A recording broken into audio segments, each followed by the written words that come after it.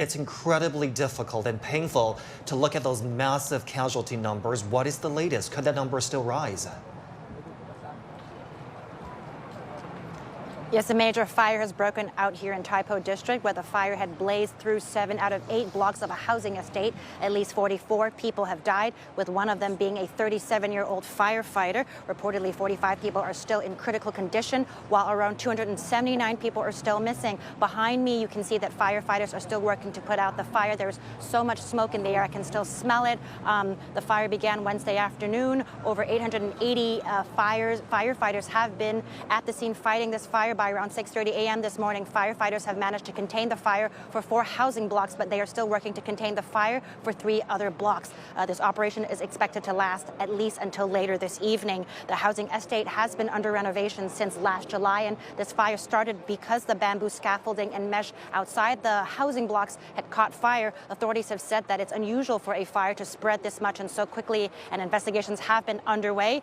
3 men from a construction company have been arrested for alleged manslaughter and on suspicion that construction materials around the building did not meet fire safety standards. Styrofoam boards were found to be covering windows at the estate, and police say that this is suspected to be one of the causes of the fire and could potentially have accelerated the spread of the fire.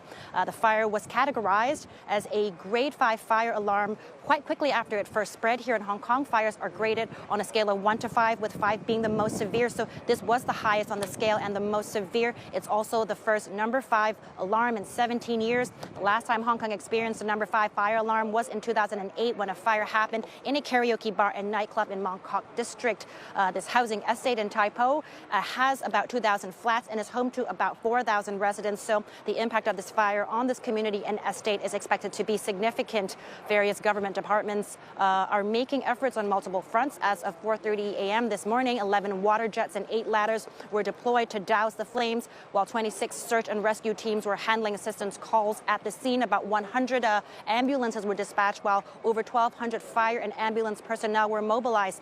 8 temporary shelters in this Tai Po area have been opened for residents in need, while shuttle bus services have been arranged for residents. As of 9:30 p.m. on Wednesday, about 900 people have been using these shelters, and depending on the situation, more shelters will be opened if necessary. And while the city has been gearing up for the Legislative Council elections next weekend, Chief Executive John Lee has said promotion activities and election forums have been suspended so that the entire government can focus on dealing with this fire.